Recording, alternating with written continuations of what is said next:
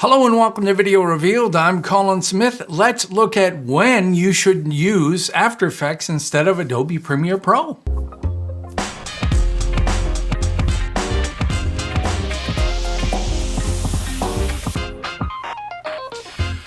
All right, I made this tutorial after endless posts on Reddit from brand new users who think that editing video and visual effects are the same thing. They're not. It's almost always the same answer, use After Effects, but I want to show you why you would use After Effects. Premiere Pro is primarily for editing video, although it does have titles that you can use in a motion graphics kind of way. It has some okay masking that you can use for some stuff, but anything beyond that, you really need After Effects. Now, let me just show you some of the things that After Effects does really well, but I want to show you this one thing. Have a look at this. Do you think that's After Effects or you think that's Premiere Pro? The answer might surprise you. Let's have a look. So in After Effects, the first thing I'm just going to show is masking. Masking tools are much, much better, much more accurate. You can draw them as if you're drawing in Photoshop and Illustrator. You can zoom right in and get beautiful controls. There have been some updates in Premiere Pro recently for masking, but you still don't have these kinds of choices when you're making masks. Adding and subtracting and intersecting when you're drawing things. When you're drawing a mask, you can draw another shape and you can minus things out. So you can have add and you can have subtract parts. So one mask can be, let me go back to that one. One mask can be adding, another mask can be subtracting from another one. So you have way more control. You can also copy and paste vector information from Photoshop's Clipboard and from Illustrator's Clipboard. The Clipboard is the thing in memory that you're holding in memory. So sometimes you've got a shape, maybe it's a logo drawn shape of an Illustrator shape in Illustrator, copy, come back in here and paste it, and you'll paste it in as a mask if you have that object selected, or as a shape. There's way more control for what's in the clipboard in After Effects. Now let's look at something simple like type effects. And one of the effects that really is a subtle but a really nice animation is tracking. It's impossible in Premiere Pro without moving frame by frame and doing hundreds of keyframes. Let me show you what I mean.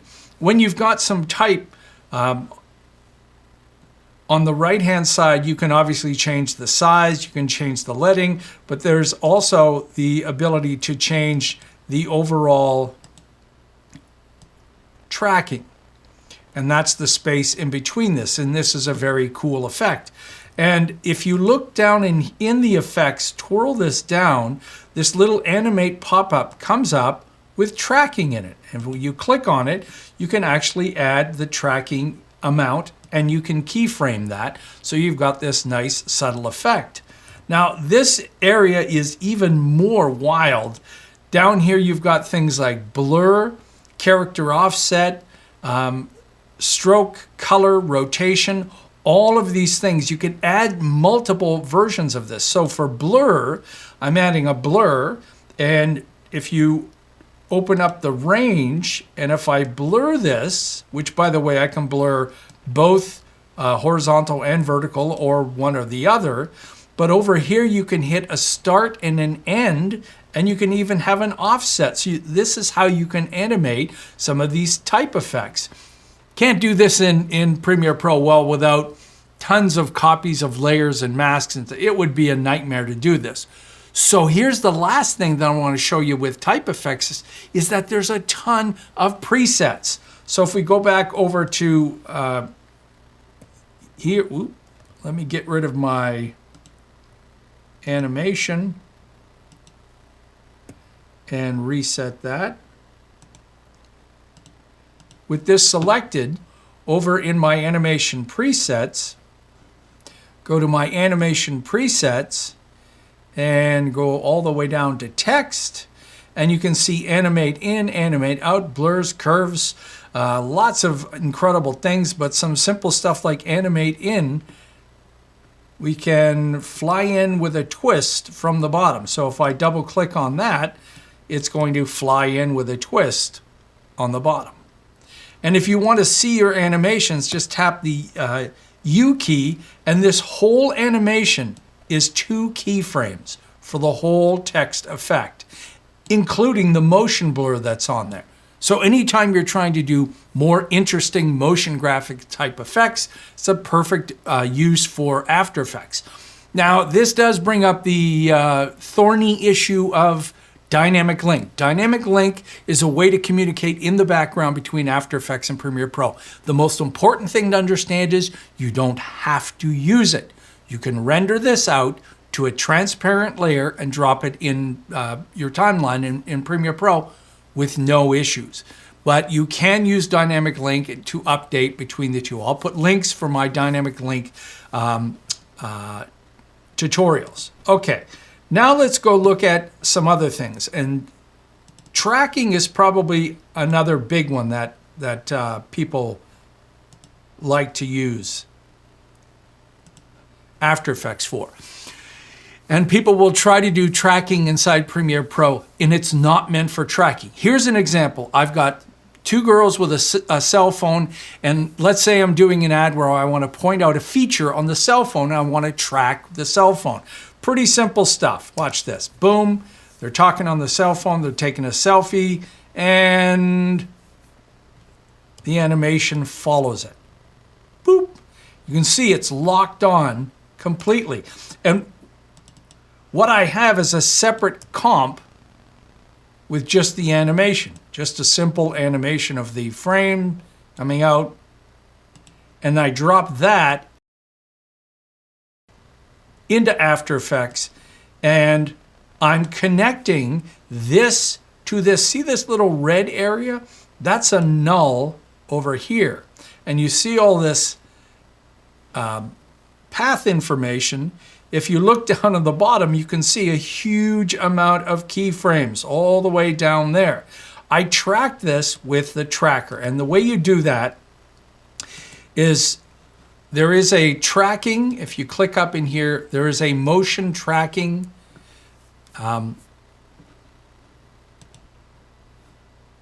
workspace. And here you can track a camera, stabilize, track motion. That's what I did. I tracked a little bit of that, an area in here where I could see a little bit of that camera on the back of the phone. And then I converted this track data, edit the target, and I created a null. Now, this is a huge part of using After Effects. In Premiere Pro, there is no such thing as a null. You have a clip or a title or a graphic, and that's all you have. In After Effects, you can have a placeholder, a thing called a null that holds information like position information. So I tracked the movement of the phone, I applied that to the null. Now I don't ever have to retract that. All I had to do back in here, remember I made that specs screen, I just parented that to the null. Parent and link. So wherever the null is moving, that's where the tracker moves. The specs comp has no information, no tracking information at all. It's following the null. Now, if I delete the null, I'll delete the tracking information. But if you think about this for a second, one null can be, you can parent any number of other layers to one null. So I could have all of these things, one tracking data, boop, boop, boop, boop, boop, and they're all moving around. Fantastic. Now here's the other thing about tracking. This was the 6th clip I tried to track. I don't know if it's just me, but I have a horrible time in tracking in After Effects. I have a love-hate relationship with After Effects. The tracking part of things will drive you nuts. And these were just high-resolution clips that I was dropping in trying to track things with a lot of contrast, and it wasn't working. Okay, another thing I want to mention and this is easily overlooked.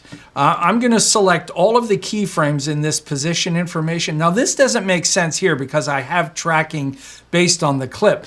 But let's say that I had an animation and I wanted to scale the animation, make it longer or make it shorter.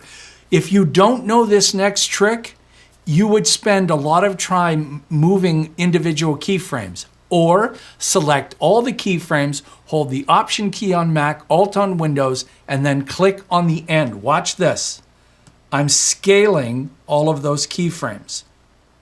Obviously, my tracking will be off, but now the whole thing is slower.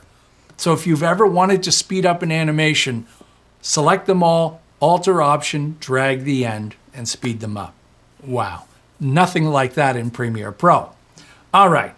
The next thing is about keyframes and compatibility. Here I've got a rectangle and it's just rotating 360 degrees.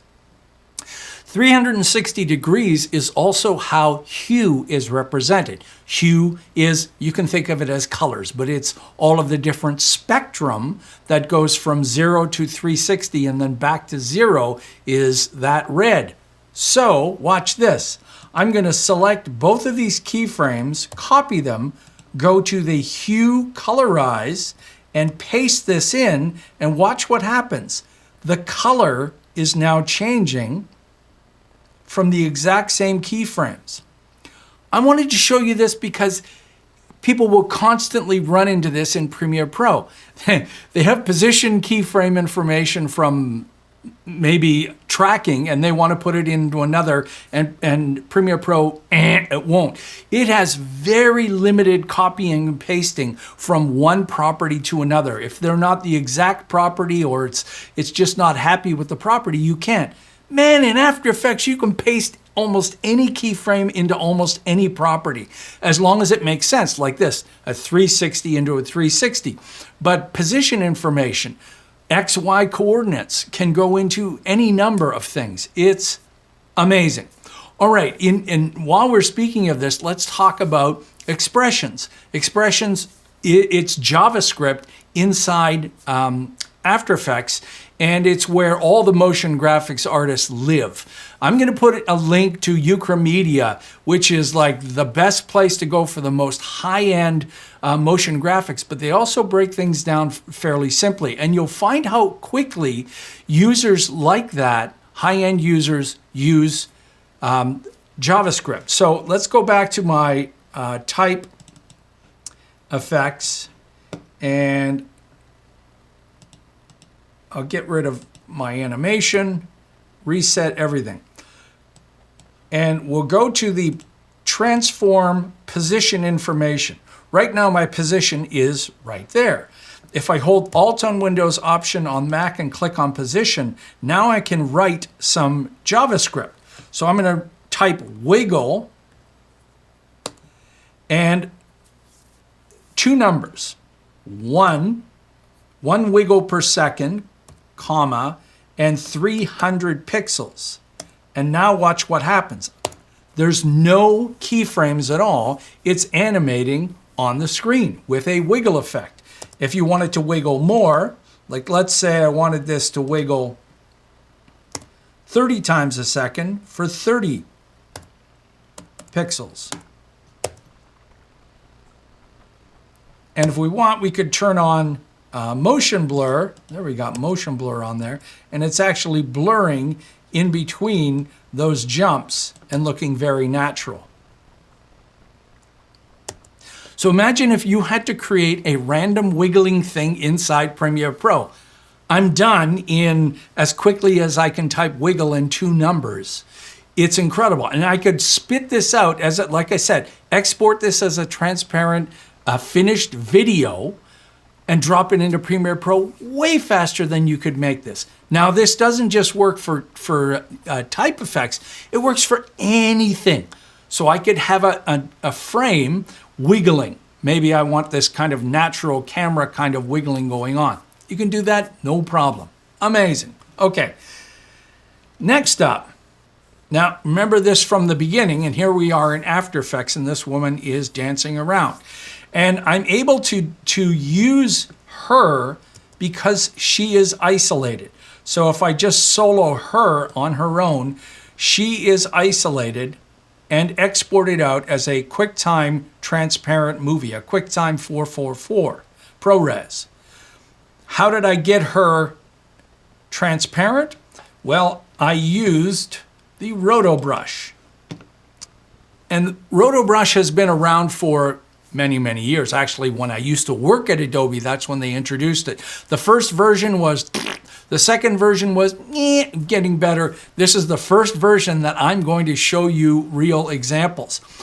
All I did was paint about 4 or 5 strokes. It's not perfect. I could have gone back and made it perfect.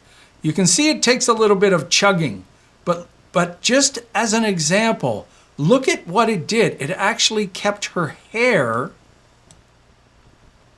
in place.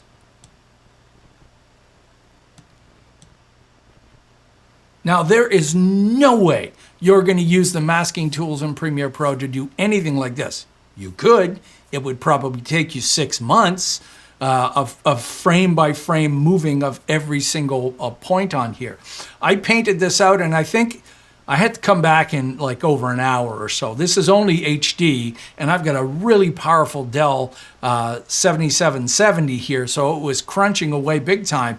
But once it was finished, it did a fantastic job doing the roto. And I froze this. That's what this button here is, and everything's purple. I froze that roto.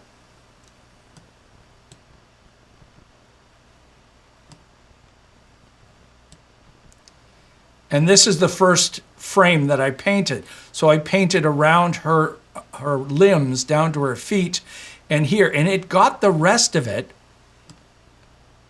pretty darn good. So instead of fighting with the Roto Brush, which a lot of people would try to keep things live, I'm done with this. I exported out a QuickTime ProRes 4444. That's 4 numbers because the 4th number is the transparency. And then I brought it in as a transparent graphic. So that's what you've got here. And you can see this is scrubbing like butter. So what have I got on here? Well, I've got her dancing. I've got the echo effect. I've got a copy of her stretched onto the ground and colorized to give a shadow. And if we go over to Premiere Pro, guess what? It's almost the same thing in Premiere Pro, except for the shadow. I couldn't use the fill effect that After Effects has, so I used, well, let me show you what I've got. I used levels to fill it with black, and then I used colorize just to make it a little bit lighter, and then I changed the opacity down. But this is the same effect. It's in Premiere Pro, but it's using the transparent dancer exported out of After Effects. So is this Premiere Pro? Yes and no.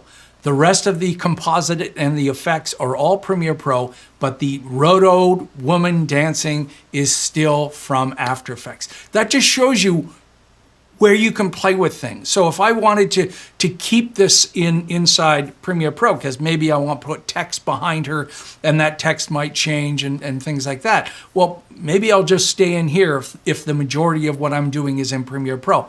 But I'm still doing that roto inside After Effects, because like I said, there's no way you're going to do that roto. Okay, so Roto Brush or the masking. If you're really serious about really good rotoscoping, I'll put a link in the description to Mocha for AE. This is included in After Effects. It's a professional level rotoscoping tool. Roto Brush, I wouldn't call it professional. The masking and tracking in After Effects, I wouldn't call them professional. I would call Mocha for AE Professional. And there's a higher end version, Mocha Pro, and then there's an even higher end version that they would use at Industrial Light and Magic and places like that, and that's called Silhouette. But Mocha for AE, amazing. It does way more than the tracking or the masking inside After Effects. All right, the last thing that you would use After Effects for is 3D tracking. Now have a look at this. Here I've got some text and I've got a 3D tracked scene, and you can not only see the text locked into position, but you can also see it through the window. So I've got the top of the Jeep is rotoed out, and the back of the, and I've got that type floating in the back. If we go to a double view here, and this is the top, what you'll see is the camera. So there's actually a camera in here that's following the camera in the scene. Remember I said tracking failed a lot? Well, 3D camera failed on 4 previous attempts that I was working on. It's notoriously difficult for computer software to create a 3D camera from a scene. That's why big companies hire a visual effects supervisor to be on set to add things to the scene to help that capture when they know they need to capture. Those things like tracking markers will be removed, but they would guarantee a result, a better tracking result. It was like failure after failure after failure. And there's not really a lot you can do when something fails. It's like, it's not going to track, bye-bye, try another one. But there you go. That's what camera tracking does. And new in After Effects is the ability to add 3D models. So I can add a 3D model in here and composite that. Now this guy he's not sitting in the right spot, and he kind of moves around a little bit, but I got an elephant in my scene. And the text, once I added the text, I just turned this into a 3D layer, and then now it's going to behave as if it was in that 3D world. So I can move this text around in the 3D world and position that wherever I want, rotate that, and it's going to stay rotated in that 3D world. This is another thing I wanted to mention is taking text and making it 3D. This is what another thing you would use After Effects for, is moving text around in real 3D. You've got that basic 3D effect that doesn't really work very well in Premiere Pro. It's not real 3D, it's just fake middle of the screen. There's not even an anchor point. You want real 3D text, do that in here. You want to put a poster on a wall, After Effects. Tracking, track it, lock it on. If it's on a locked off shot, so it's a tripod, then you can just turn on 3D type and then position it in place. You don't really need 3D tracking to do that. You can fake that. Add a camera and things like that. So there you go. For most visual effects, you're still going to need After Effects.